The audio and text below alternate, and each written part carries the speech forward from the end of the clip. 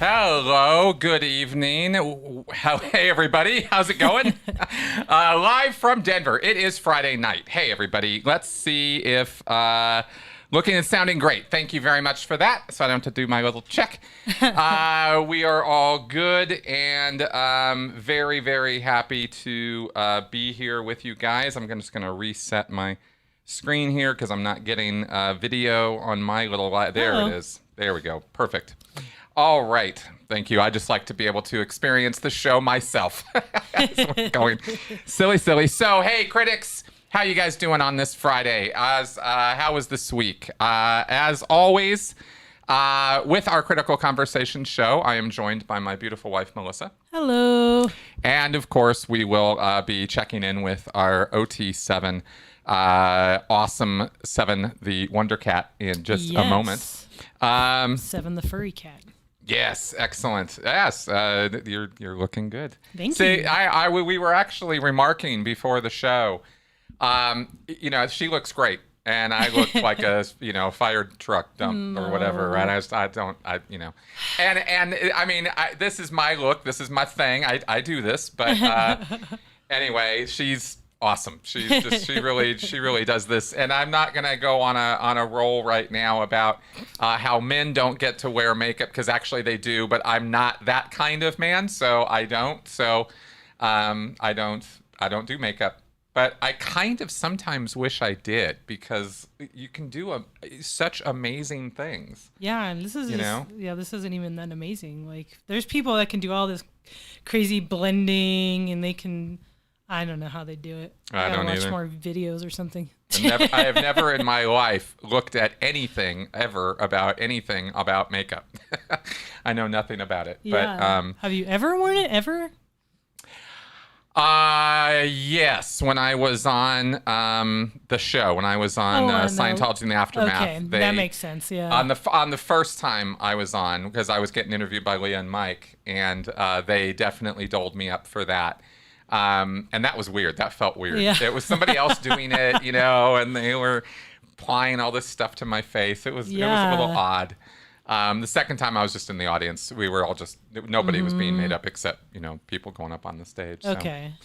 Yeah. But I think there's a fun to it. Like, when I was a kid, I was really for a period of time, I was really into costumes. Oh, yeah. Theater costuming and theater, and a little bit of theater design, stage design, because I was reading Greek tragedies and myths and stuff like that.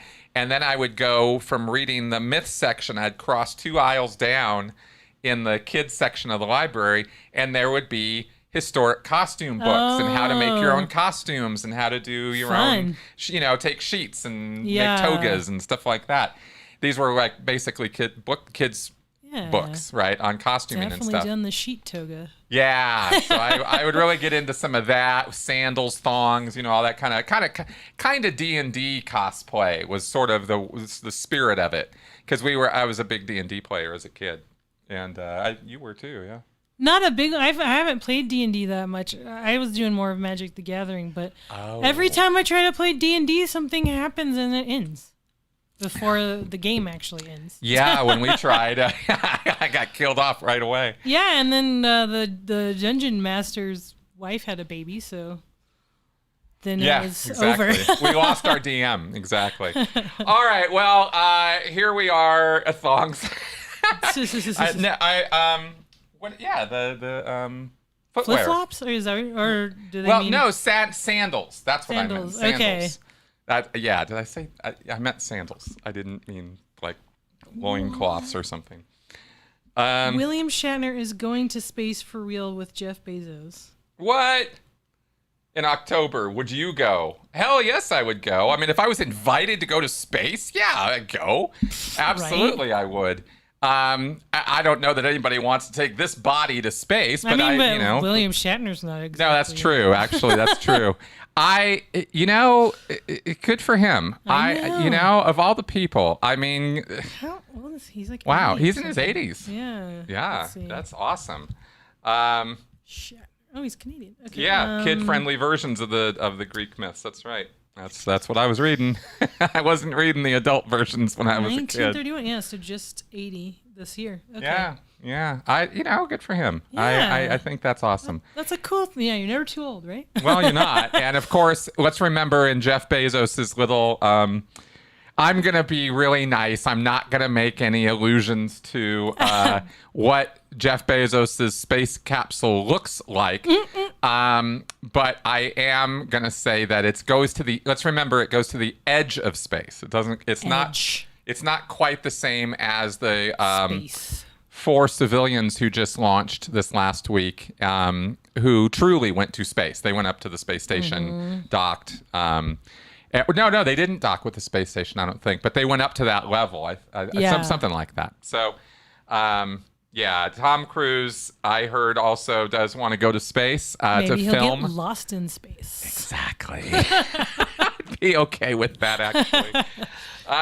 It's very, very mean to say, but it is. Yeah.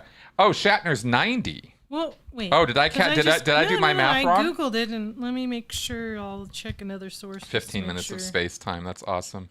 He wants to go looking for Xenu.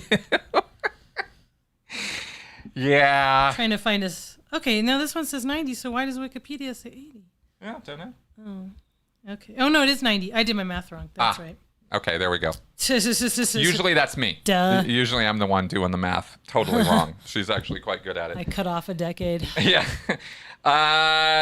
Okay. Yeah. See, Tom Cruise does. He wants to do the first like film in space. He wants to do filming. That'll be up like there. $1 trillion. Well, yeah. It's kind of him. And Fast and Furious. 2009 or 63,467 in the Fast and Furious story, right? Yeah. Like, it's going to be one of those two franchises is going to get to space first. So, there we go on that. Okay. Still going to be expensive. Yeah. Be the most expensive movie ever made up until then. Oh yeah, to get up in space, absolutely. And they might end up doing the Bezos ride more so than the full space journey. Yeah. I think there's a significant difference between those two things. I think Bezos would actually go full outer space. Yeah. Yeah, that's right. That's correct. Right. That's a good point there, Jonathan. Okay, so I will remind everybody that this is a call-in show, and you are perfectly free to call in at any time. 984-214-4154. We would love to hear from you. I have a topic to discuss and some things to talk about this week, and I really would love to hear from you guys on it as well, or anything else you want to talk about. As the topic of the week is just our little attempt to have something to align our talking to, but rarely. Like last week, you did this amazing show. So awesome. But that's not the usual. I don't think for us. So at least not what we're doing here. But yes, 7cam. I'm gonna get to 7cam right now, and then. Oh, there he is. Okay. Chilling in the bathtub. That's right. I don't know. Yeah, I think we've had him in the bathtub a couple times before. Yeah, at least in the bathroom, if nothing. Yeah, maybe not from this angle, but I was looking all over. That's like where he is most of the time, is in that bathtub. Well, it's funny because I was looking all over for him today. Because you had stepped out, and I was wandering the halls looking for where 7 was, and then I was like, I wonder if he's... And of course, found him lollygagging. That's him lollygagging. By the way, that's what lollygagging looks like. Yes. Yeah, 7's the master at it. So so OT7 there is chilling in the tub. He's having a grand old time. Relationships, and specifically, I was gonna retitle the show on relationships, but I wanted to keep it with friendships because I wanted to talk about that kind of relationship and how some sort of realizations, ideas, kind of ideas that I had earlier this week about myself and my desire for and attempts to get friends or make friends outside of Scientology. And I didn't realize or understand for the longest time it's years and years to what when you're in a cult or when you're in a totalist group, I'll say, because it's not just cults, but when you're in a group of people who are tightly knit, I mean, just together, right? That insular us versus them thing has a lot of negative connotations, lots and lots of negative stuff connected with us versus them, in group, out group, othering people. But what it does, what we talk about often, the effect of what that has on the outside world, how you become isolated, alienated, you get a little insular and a little weird as a result. But the connections you make with the people you're part of are unusually strong. And you adopt this idea that, well, okay, let me say this. As a Scientologist, any other Scientologist in the world was instantly somebody I would trust, somebody I would seek to be a friend with, and somebody that I felt common cause, common ground with immediately on a number of what I considered to be very important things, very important subjects, spirituality, the nature of life, how to communicate, how to get along in life, what the goal of Scientology, a world without criminality, without war, without insanity. These were things that we would immediately have as common cause if we were Scientologists. And I didn't quite get the special nature of that. And by special, I don't necessarily mean good. I just mean unique, the special nature of a relationship or a friendship that's formed in that kind of a situation. The kind of bonding, I guess you could say, would be another way of talking about it, is different than what goes on in the rest of the world. And I didn't really appreciate that at all. I did not differentiate because I had grown up in Scientology, because my whole life was mostly Scientology in a number of ways. It was always present. And especially after high school, joining staff, then the Sea Org. I mean, just years and years of these kind of relationships with people. You just got to get habituated to it. You normalize this intense kind of relationship or friendship is the normal, is how it should be. That's kind of normalizing, that's what it means, right? You start thinking this is how it's supposed to be. And I was wrong. I was very, very, very wrong. Very wrong. And I didn't understand. Oh, hey, thank you, Chimp, for that super chat. Awesome. Oh, cool.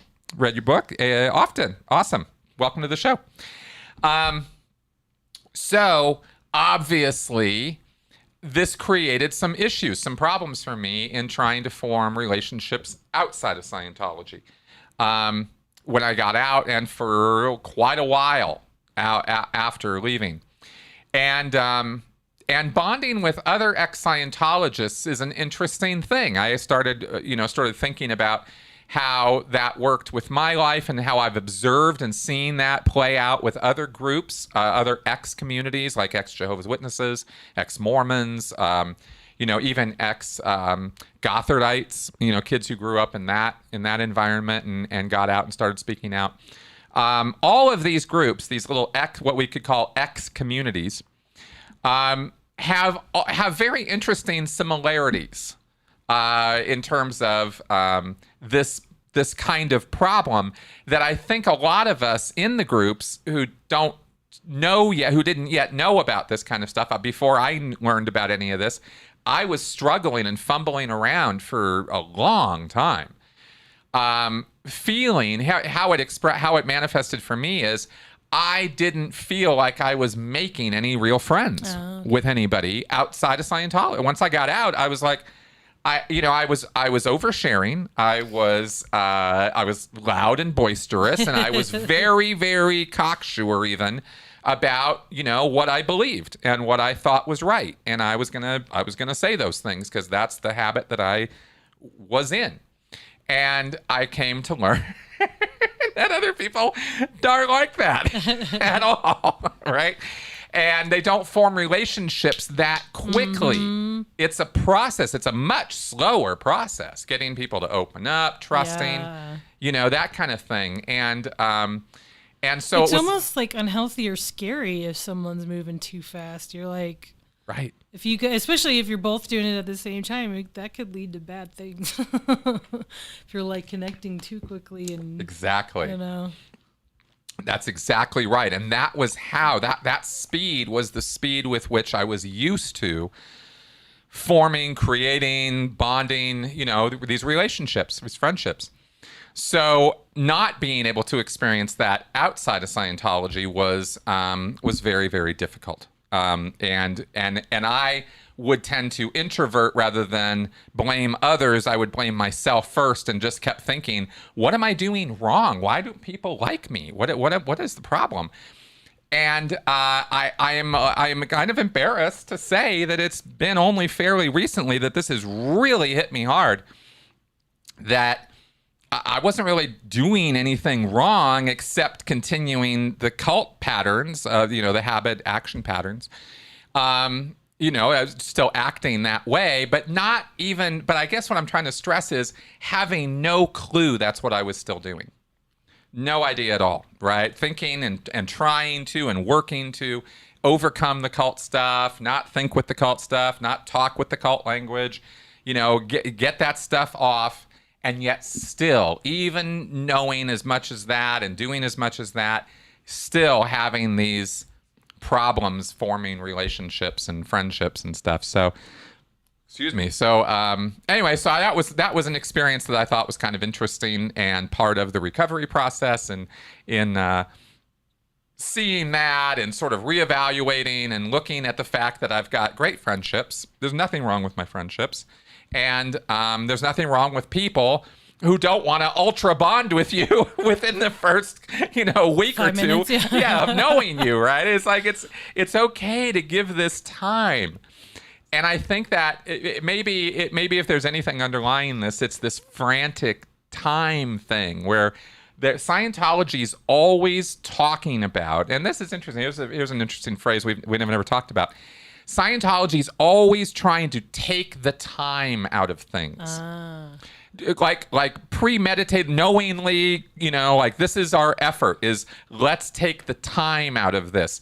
I want you to finish your course this Thursday at 2. And it's, like Tuesday night, right? Ugh. And you got 30 hours of coursework left. So, yeah, I'm going to need you to be on course all day tomorrow and all night Wednesday night and Thursday morning. Oh my God, I can't do that. I got this and this and this and this to do. Yeah, I know, but you know what? We're going to take the time out of that. Yeah. And we're gonna resolve that, and we're gonna get you, on the course, right? This kind of thinking or talking would be all the time in Scientology. So there you go. Just thought I would share that. So now we got a call in the queue, which I am noticing now, and I am picking it up. Hello. Hello. Hey. It's Henny. Hey, Henny. Hey, Chris. How are you Melissa. today? Hello. I'm always better when I hear the two of you. Aww. I have to say, the two of you just make me feel so much better. And I was longing for Friday night. And here it is. Listen, I don't have the same machinery and wonderful things that you have, okay? But here's my applause for Friday night. Okay? I'm Sorry. so glad. That's okay. I'm so glad that you expressed that. That must have been really hard for you, Chris. Thank you. And yeah, it was intense. I bet it was. And I'm sure it took a long time to feel comfortable with yourself, which is the most important, Yeah. Really. Big time. But I'm so glad. You have a way to go, and you've accomplished so much, and I'm glad. I really am. Thank you. And I wanted to give you a little piece of my story, if I may. Yeah, please. Because speaking about totalist groups and cults and everything, and forming friendships. I told you a while ago about my experience in a cult and what I went through. Yeah. Well, just recently, Chris, I received, because I'm not on Facebook, I received word from some people that I went to that place with, and we got in contact with one another, and it was wonderful.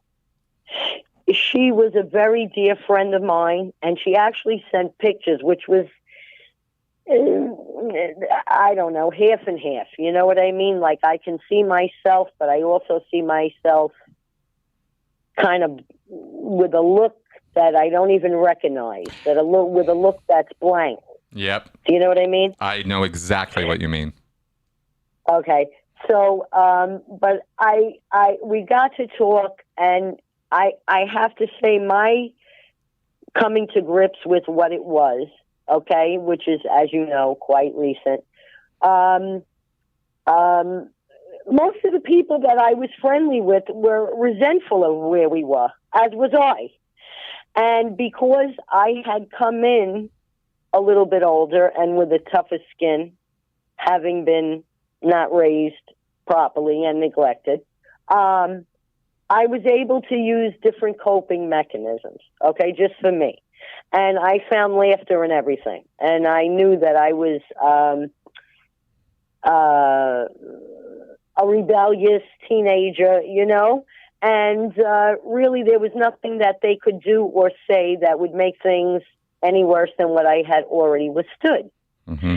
So as me and my friend were talking, after over 43 years it's been since we've been together. Wow.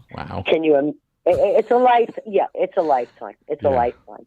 She's a grandmother with three grandchildren. I have one grandchild. It was amazing. But she said something very special to me, which I guess I really needed to hear at this time. But she said, and I also didn't realize, I guess we never realize the impact that we have on people. Mm-hmm. But she said that she was so grateful to have had me because I made it bearable. Oh, right. And I thought that was so wonderful. Mm-hmm. I really did. Absolutely. we were basically surviving and teaching each other not to blame ourselves for things that we had no control over.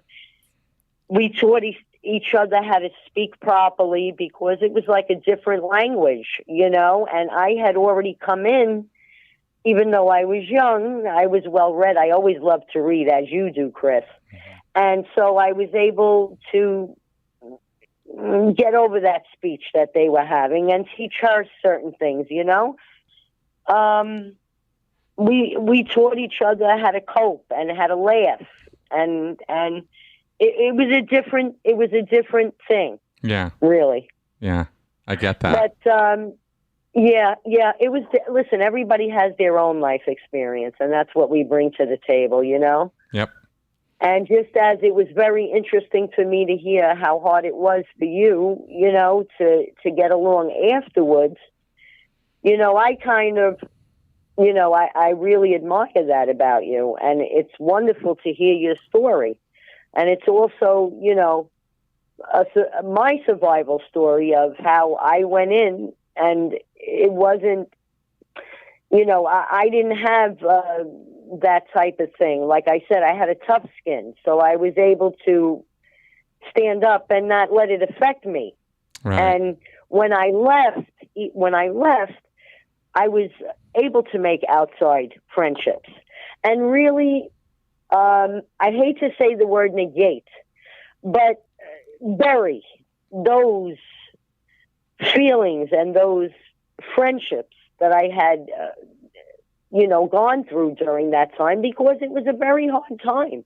Right. It brought up a lot of PTSD. It brought up a lot of depression, a lot of, like I said, that look of blank. You know what I mean? Mm-hmm. So I was fortunate in the gift of gab, and I was fortunate to be able to make other relationships outside.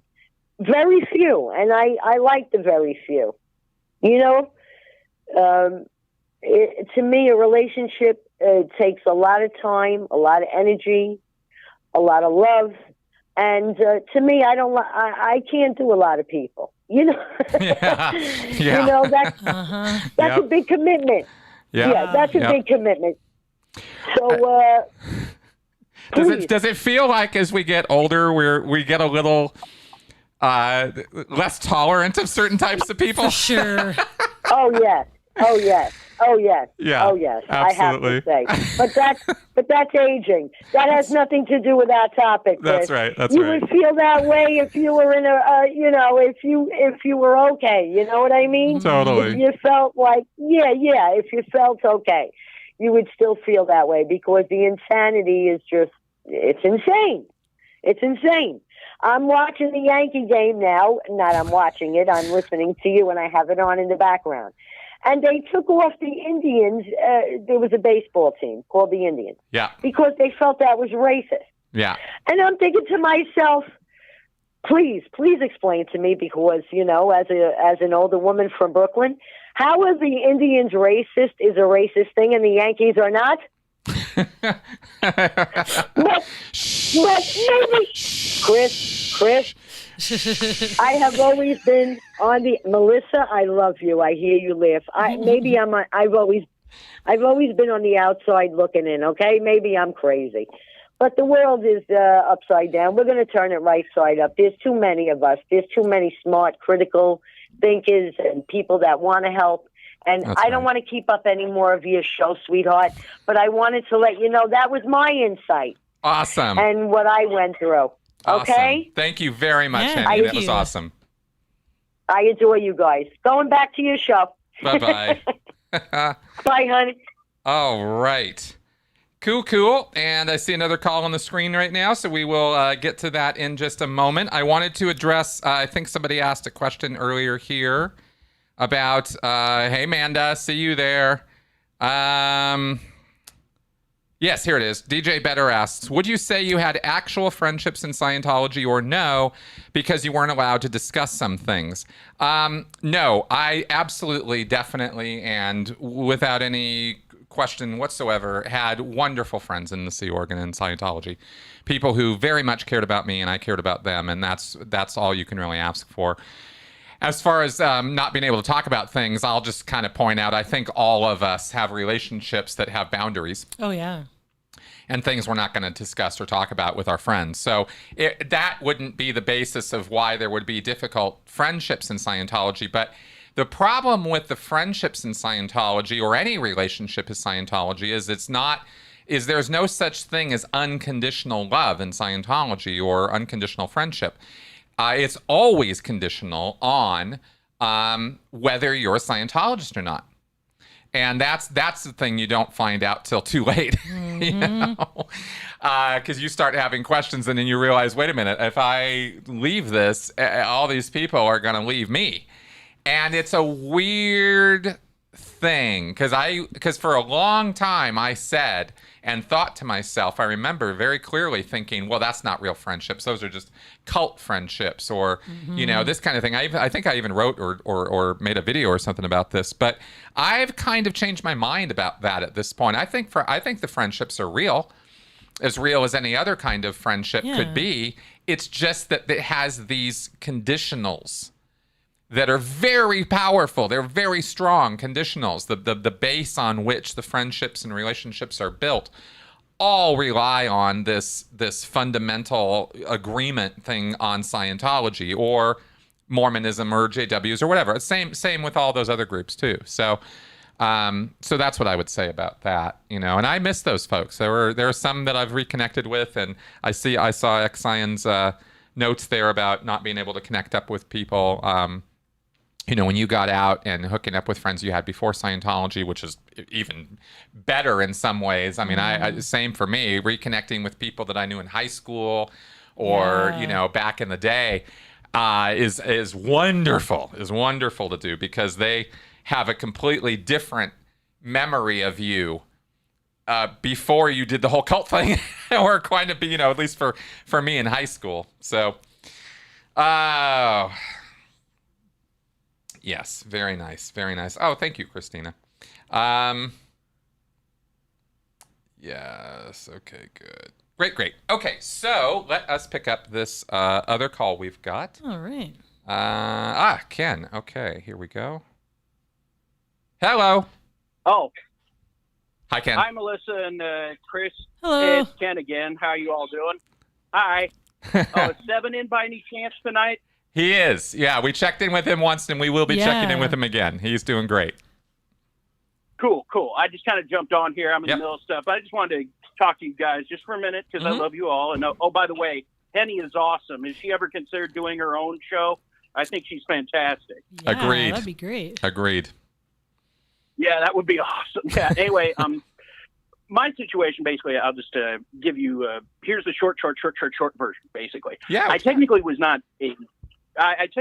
never a cult member. I worked in a cult group, if that makes any sense. My employer became a cult, basically. Okay, got it. Yeah. Yeah, I'm sure you probably encountered that among people you guys have talked to. Hell, maybe some of you guys have dealt with it. Yeah, if I remember, Chris, you did work for a cult. What am I saying, man? I'm sorry. Anyway, let me get back to it. I was in mine for about a decade and a half, from my early 20s until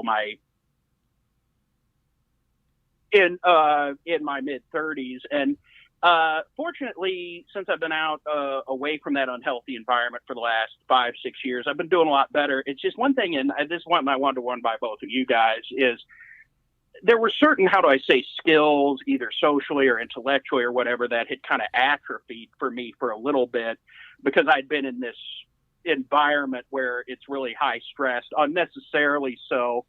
And I just had to learn to calm down and go, okay, I don't have to try to do everything in 2 seconds. I am not actually Superman, as depressing as that may be, because I'm a comic nut. Yeah.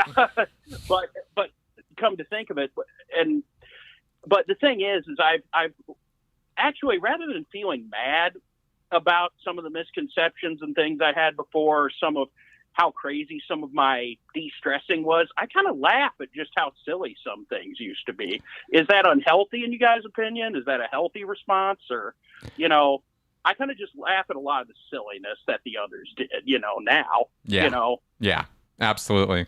I mean, what do you think? And what's funny is there aren't too many people I still hold grudges against from those days. I mean, don't get me wrong, it's not like I've completely forgiven all of them, but it's more to a point where it's like, if I have to deal with them in some capacity, I can, but otherwise I just go about my business. They go about theirs and whatever, that's just the way it is. As long as they don't bother me, I'm fine. But if that changes, I'll just deal with it. Fortunately, in my situation, it is once you're no longer there, they really care less than nothing about you. Yep. So fortunately, I don't have to have people generally follow me or anything. Good. At least not that I'm aware of. They would be very bored if they did. Right. I mean, I'm a great guy, but my life is, personally, I'm going, hey, you guys want to surveil me? Go ahead. You're going to be bored out of your mind. Exactly. Yeah, I've really enjoyed just getting these chances to talk to you guys, and I'm coping better with some things. I've had how do I put this, pandemic anxiety. If that, I'm sure you guys can relate. Yes, yeah, definitely. But it's also been a growing experience for me. Unfortunately, both me and my mother had coronavirus. We survived, thank God. Thank God we did. Thank God we did. Yeah. Good. I'm very grateful for that. But what's weird is I never really, this may sound weird, but even as sick as I was, fortunately none of us had to be hospitalized, but as sick as I got, what was weird is my worst fear wasn't necessarily dying. It was just, I don't know. It was a weird situation where I thought, okay, this is how I'm going to go. basically, I'm more like, why can't it be something cool, like, dying to save the universe or Right? something? I mean, Right. How come I can't be making the noble sacrifice, right? Yeah. In the third act. Saving What is somebody's this? life Yeah. or something. yeah, Damn it. but I have learned quite a bit, and I just wanted to throw that out there, and just I know you guys have covered a lot of ground. I just want people to know that it's not everybody who goes. We all deal with these situations. It's a question of what extreme. I mean, we're not. I mean, as you yourself have said before, Chris, it's not like everybody who even was in Scientology was necessarily beaten on or No, made not at all. Yeah, I mean, absolutely. situations vary. I mean, and in my case, one thing I had to adjust to was, and I'm an intelligent person, but one thing I had to try to do as I was getting out of this situation, and with hindsight, is I wonder, well, many people left with me, but I would be surprised that some of them wouldn't be as pissed as I was. Mm-hmm. But then I had to ask them, it's like, hey, wait a minute. Some of them were managers. I was not. I had family who worked with me there. They did not. Mm-hmm. I mean, everybody's situation varied. And, I guess maybe the reason they never could quite break me down where I am. I guess I'm just too stubborn. They tried everything, yelling, screaming, being a pain. But Wow. sometimes I just laugh it off. And I just, I don't know. I guess I was just too tough. I'm not knocking anybody. No, I get what you're saying. No, it's good. Yeah. Hey, it's very good. And if I might, you did ask a question, and I do want to give you an answer. Because I do feel that what you were saying about laughter is actually kind of important, because it's a legit form of catharsis, of therapy, of work, and I congratulate you on being able to do that and continuing to do so, because it's a good thing to do. Yeah, and it is, and that maybe on some sick and twisted way, that's why Hubbard was so. I don't mean to bring him up. I'm sorry, we got to drag him in here. He's like the dead tuna. You just can't get rid of the bastard, Not entirely, but is maybe that was why he was so down on what he called jokers and degraders, because maybe on some twisted level he was trying to keep people from breaking free of, as Mike Rinder so eloquently puts it, mind fuckery. Yeah. He is, right. by the way, Rinder is indeed a poet. He's a great guy. Yeah. And I'm just glad that you've gotten out of your situation, and I'm glad I'm healing. I do my things in my own way, and I do some ministerial work and things. That's just me. Just one last thing I just want to throw out here. It's kind of unrelated, and then I'll let you go. Okay. Sure. What you got? Yeah, I actually had this is going to sound weird, but I actually, since I do some ministerial work occasionally, I actually had a guy come up to me, and he was serious. He was just talking to me, and he was saying, hey, can I talk to you a little bit? I said, yeah, sure. He goes, well, I'm kind of having some difficulty. I go, well, what is it? And he goes, well, I think I was Jesus in a past life. Do you have any opinions on that? And the first thing I said to him is, I said, okay, but the guy I'm talking to afterwards is going to have a problem with that because he thinks he's Jesus. And I almost had like my own Free Christ of Ypsilanti version.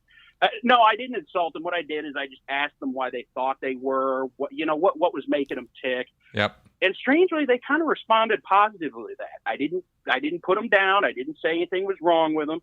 I just I basically did the listening part, which I believe both of you would agree it's the listening that does most of it, Yeah. Well, I'm going to let you guys go. You got a lot better guests to talk to than me, and also I'm kind of swamped here. No, you're good. Bye, Thank you very much for calling in, Ken. We really appreciate I'm it. swamped. I got to go. All right. Okay, have a good night. Bye-bye. Bye. You too. Bye-bye. All right. Cool. Yeah, I like calls like Ken. Yeah, and exactly like you said. I mean, everybody's going to have a little bit of a different experience with these things. I mean, and I'll point out. I think I've brought this up before, rarely, but it's a thing.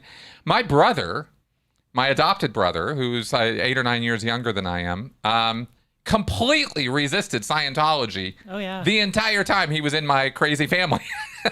we adopted him when I was about 9 or 10. And he was just a little baby. I mean, I don't think he was even a year old. And he was raised, and he had a fine childhood and all that.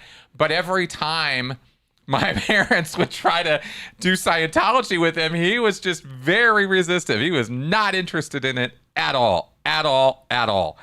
And he had a little bit of a harder time in school, you could say, and with discipline than I had. But that was just a personality quirk, way more than it was because of Scientology. So anyway, I just think that's I think that's kind of funny. Because the whole time, I mean, like all the way, yeah, I tried as an adult to get him into Scientology. As a kid, my dad was all over him, my mom. I mean, they you know, and he just was like, nah, it's a crutch. You guys use it as a crutch. I don't need a crutch. I don't need that. So no, not doing it. Not doing it. And he never did.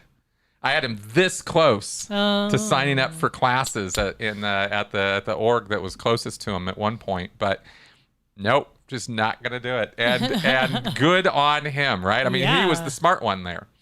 But that's, you know, you can get that kind of thing. So in families and groups, whatever, there's always people who are stand out, and they're just not gonna feel compelled to do something just because everybody else is doing it. And of course, you know, it's not necessarily the case that just because somebody will fall in line in one area that they'll do it in all. In all areas. Exactly. We're all different that way. That's the thing that makes the variety is the spice of life and all that. Mm-hmm. Yes. All right, let's check in with Seven real fast. Take two. There he is. Still chilling in the tub. That's right. Our little bundle of furry joy right there. You can see how much he loves life. I mean, he's very energetic go-getter. Well, he was when he was younger. This is kind of how I've known him. But apparently, he was, I mean, you've had him since he was like this tall. Kitten. It's this big, right? When he was 2 months old, He was definitely, when he was a kitten, he was bouncing all over the place. And then, you know, for a few years of his life, the first, 5 or 10 years of his life, he was very, he's energetic and liked to play with all his toys and, and he was always up in the middle of the night doing crazy things. But by the time he hit about 10 or 11, he started chilling out. That's hilarious. Yeah. I just picture little Seven. We got pictures of him around and stuff, just bouncing around, and he would sit up on your shoulder. He would. When he was a kid, he used to come here and cuddle. Just so awesome. He still does. He used to sometimes. attack my pony. He'd get behind the couch and attack my ponytail. Aw. Oh, bugger. Aw. So cute. You guys are so awesome in the comments. Thank you for your kind words. Okay, now, I haven't talked about my brother a lot. I know this is the first time you guys are hearing about him in some cases, and that's because I don't talk about him a lot. We're gonna be visiting him in a couple weeks, so we're very much in touch and all that. He lives out in California. He's got a family. He's the reason I have a nephew that I can shower gifts and watch grow up and corrupt his soul while my brother tries to raise him to be a decent person. Yeah. I get to be the big bad uncle. So anyway, good times there. And he's just never been a Scientologist, never got into it. He had his own, rack of problems like everybody does, but Scientology wasn't one of them. So good times there. All right, again, folks, 984-214-4154 is the call-in line, and the queue is open if you want to call in and chat with us about anything and everything. Yeah.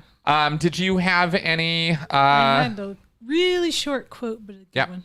So this book here is called Things We Talk About, don't is crossed out.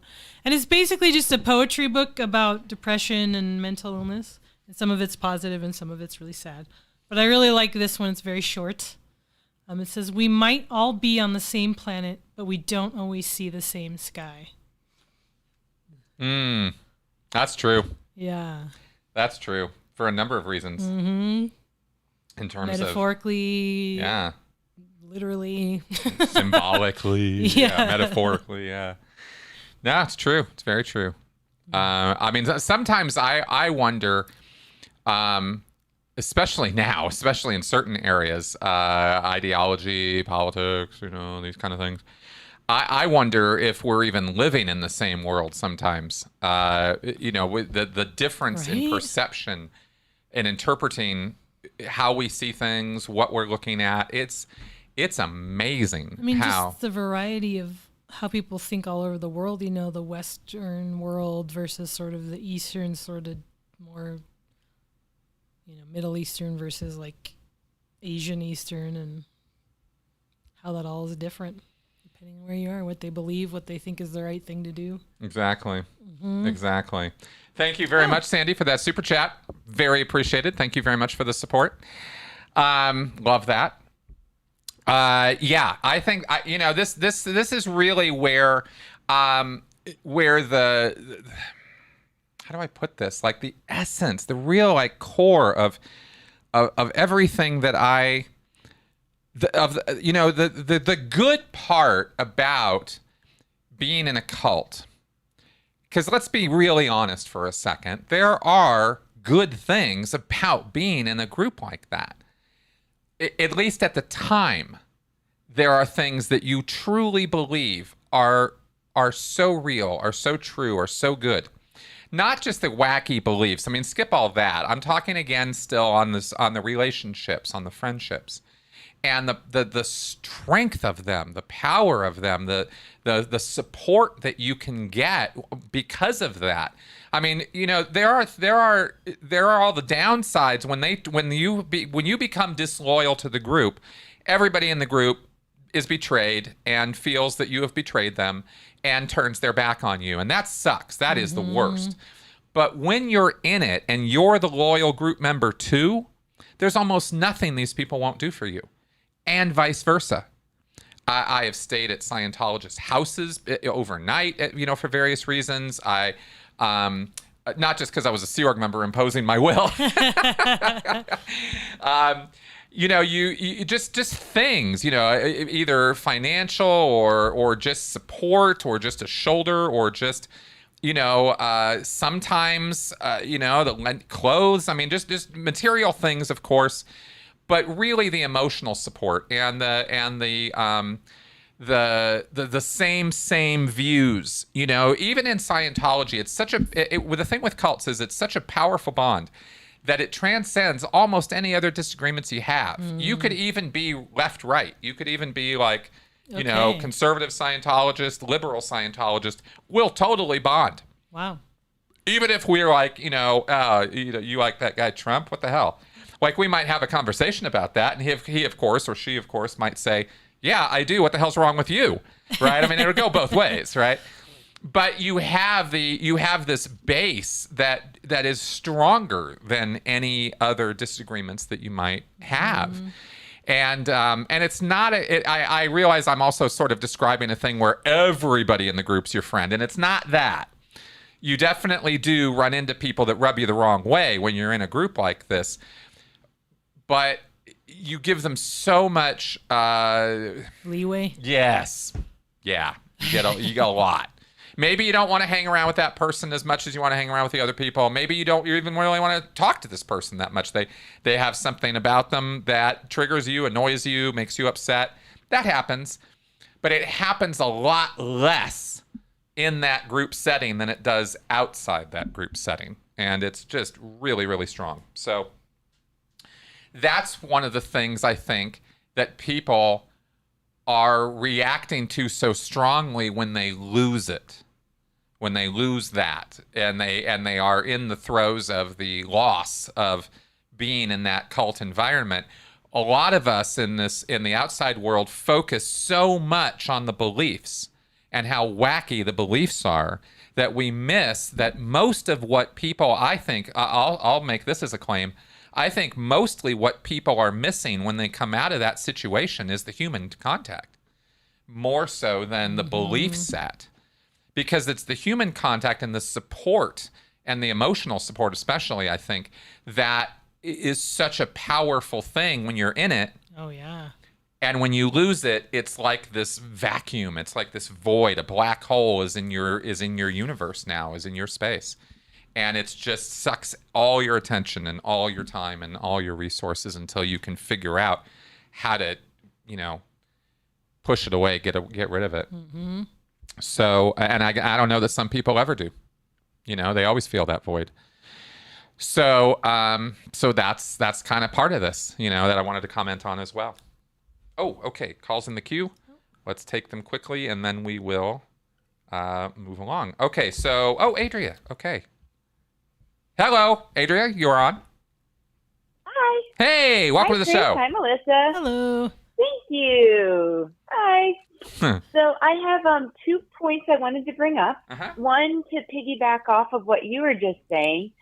I haven't been in a cult as like a formalized cult such as Scientology. However, I noticed that same missing of relationships when leaving a school situation, when leaving academia, because you've poured, 2, 3, 4, 5 years into, one mission in one place, and you've developed relationships with other students, with faculty, with other staff. So when leaving the academic sphere, you can feel that same feeling of being lost and adrift, and how do I fit in and make new friends? That's true. That's because true. academia versus the real world is different. Yeah, yes, it is. Yeah. Yes, it is. And also, this is also why we sometimes see the phenomena of people not wanting to leave academia and continuing to, get the student loan, spend the money, stay in school, and get 3 degrees, because they're just terrified of leaving. Oh, yeah. Absolutely.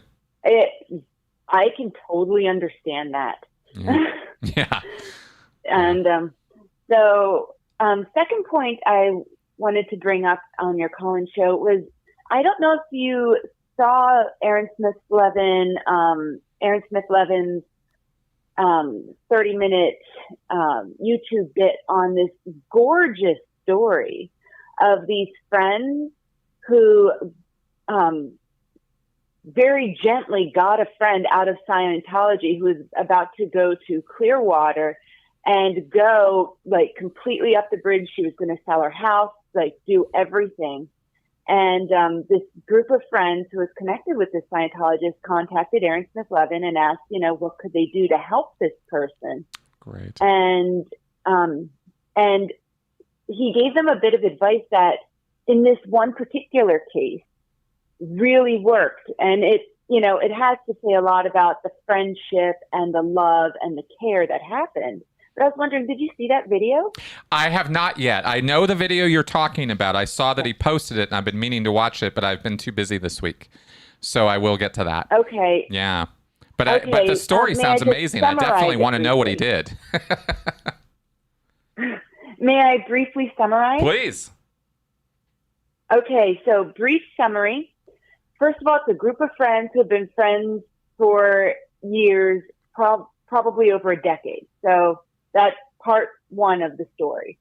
And their friend was into Scientology, but it didn't really impinge on their friendship for all this time. And they didn't even really realize she was a Scientologist or that far into it until she said she was going to sell her house and do all this. Right. The advice that Aaron Smith Levin gave was, he set about to demystify it.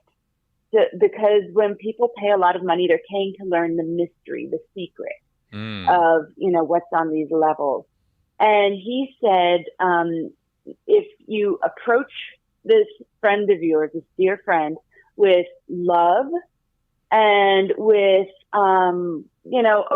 open-handed, open-hearted questions, saying, we love you and we really care about you. So we did some research to find out, what Scientology is, because this is so important to you and you're important to us. So we wanted to understand what you were going to go do, because we see this is just so important to you. So we heard that, on this level it's this and this level it's that, is this so? Is this true? Could you maybe tell us a bit more about this? And that was the way they approached her. And she didn't know if this stuff was true or not because it's a mystery. so it caused her to ask questions. And then that caused her to stop the sale of her house, and she got out of Scientology. Beautiful. Because, they came at it with just love and questions and care. Yep. And I know that can't always work in every situation, but it worked in that one.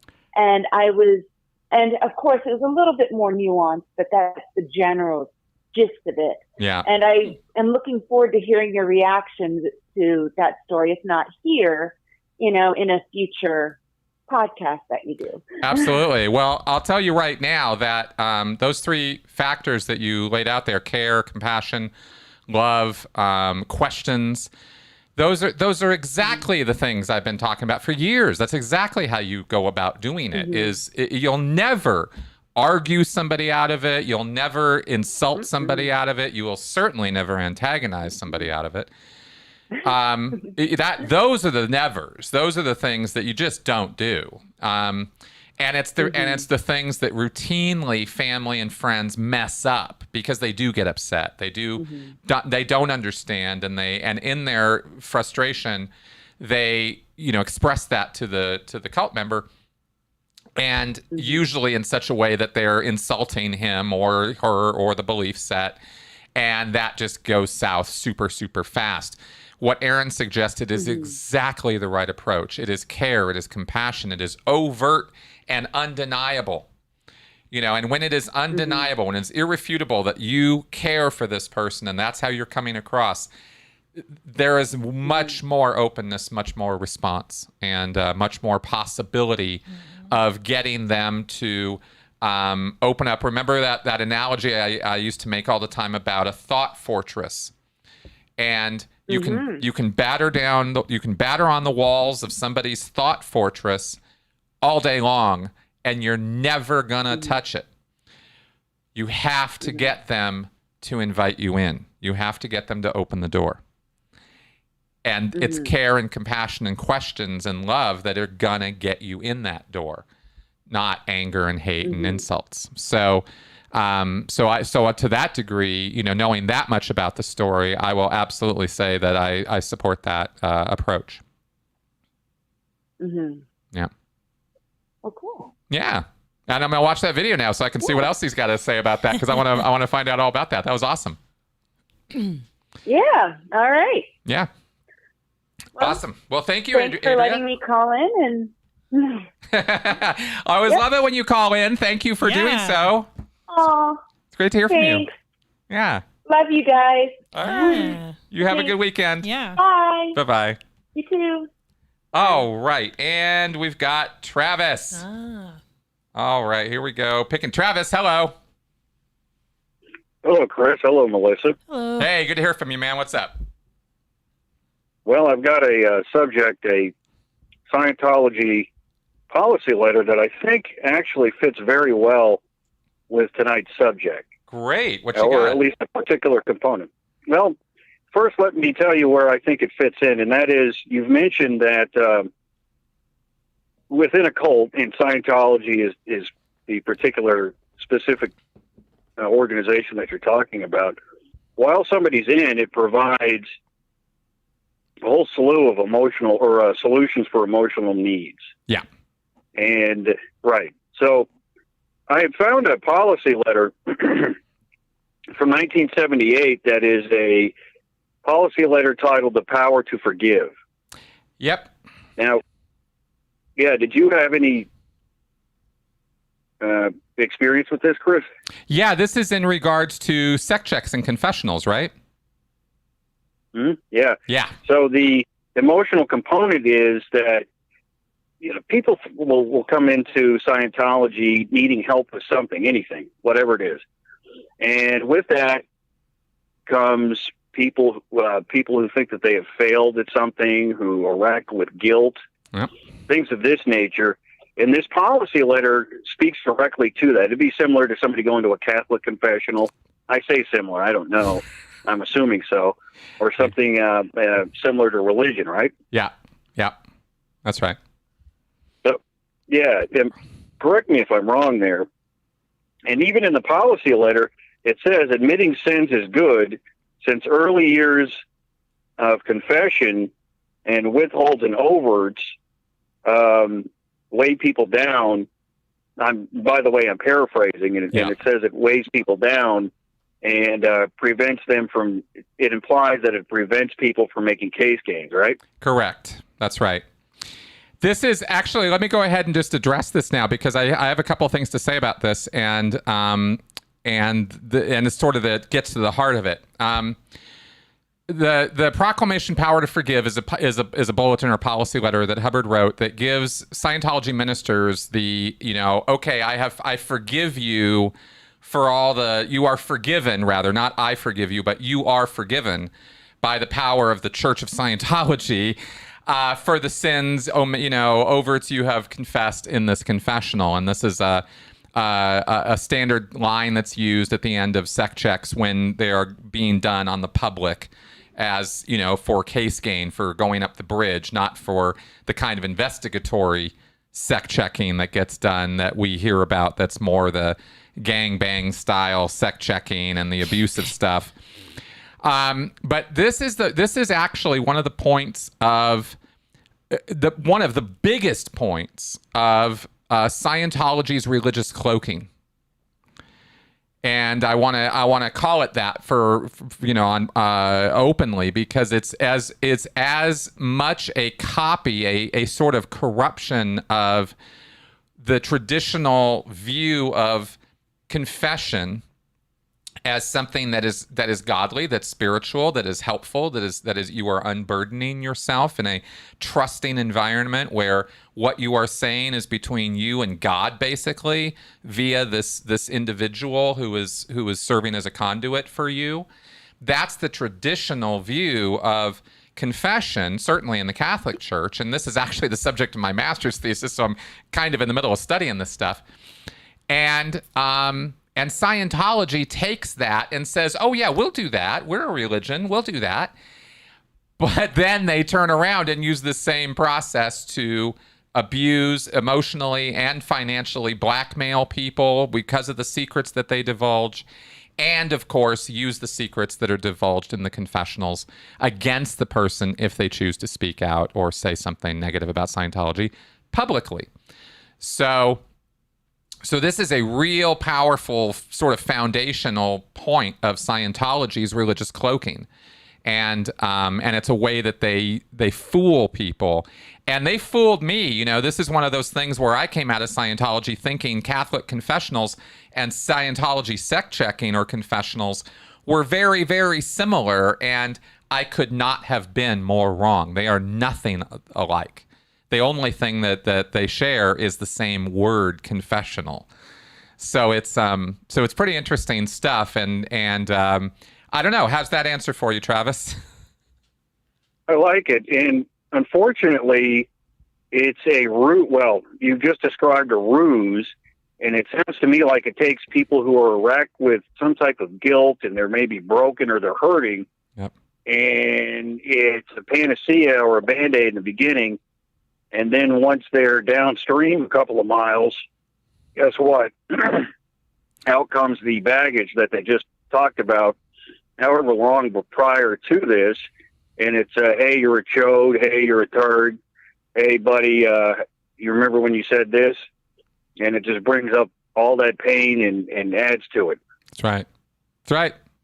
Yeah, and that sounds terrible. Well, I'm glad we talked about this because it shows that, there is a legit emotional need there that in the beginning, as with, you've mentioned this with cults in general, especially Scientology, people get stuff out of it in the beginning. Yep.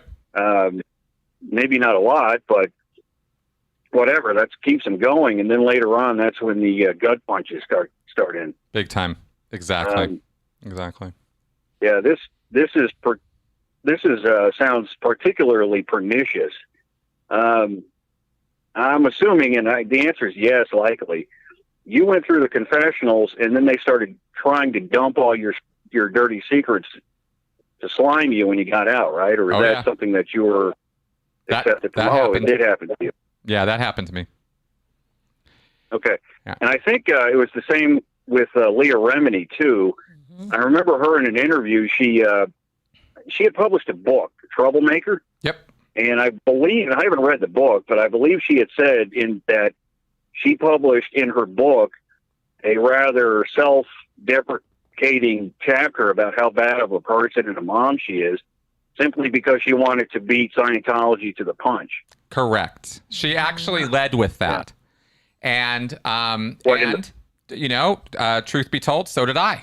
That was part of what I did in my own book too. Is I told my story and I dished on the dirty laundry. So there it is. You know, she was actually more blatant about it than I was, but that was exactly, she and I both were trying to do the same thing, which was get it out there, let people know we're not perfect people, we never claim to be, and here's how Scientology is going to try to attack us. And if sure enough, that's exactly what they did. Mm-hmm. Well,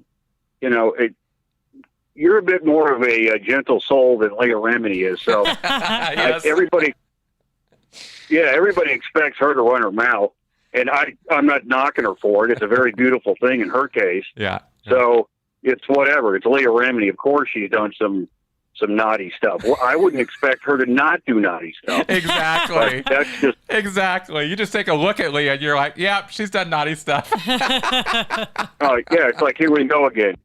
Now, one of the things that I'd like to bring up to you about something that might be similar to the camaraderie that one feels in a big-time cult that you find elsewhere in a non-cult setting is in the U.S. military.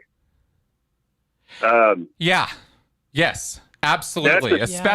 Especially battle-hardened troops. Especially so. Boot camp to a degree. Battle-hardened. Absolutely. Yeah.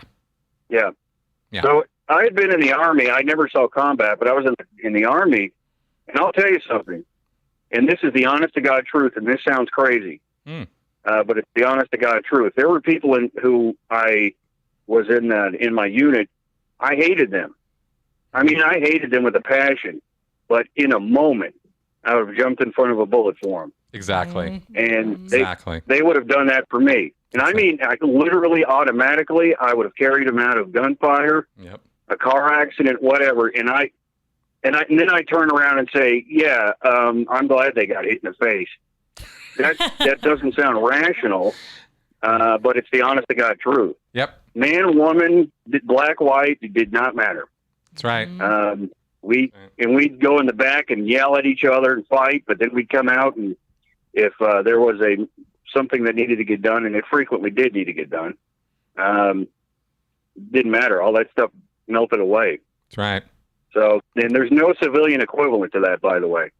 Perhaps you've heard that from vets before, but literally there's nothing in the civilian. Maybe the police department or fire department has something similar, but literally there's nothing in the civilian world that's like it that I've seen. Agreed. I agree with you. I do think that the that social services, civil services, first responders are gonna have that kind of camaraderie too. But it's not necessarily guaranteed in those situations, and certainly in cults you will. But that's not really civilian life. Yeah, well, things get a bit different when there are rifles pointed at you. I promise you that much. Well, sure. Yeah. I'll leave it at that. Absolutely. Zero question, man. Zero question. Yeah. Anyway, so I'll leave that there, and thank you for taking my call tonight. Okay. Absolutely. Thanks for calling in, Travis. Appreciate it. All right. Take care. Bye. All right. Always love Travis's calls. Yeah. Yeah. The thing is, DJ Better, he asks here, does your caller think that type of mentality is a good or bad thing? This is one of those things where it's a little difficult to assign value to it because it kind of relies on the context. The mindset isn't necessarily horrible. Camaraderie, esprit de corps, you want that. That's a good thing. But when it's based on a foundation of lies or nonsense, then it's kind of corrupted from the beginning, and it's probably going to have a bad ending, and that's not ever any fun or good for anybody.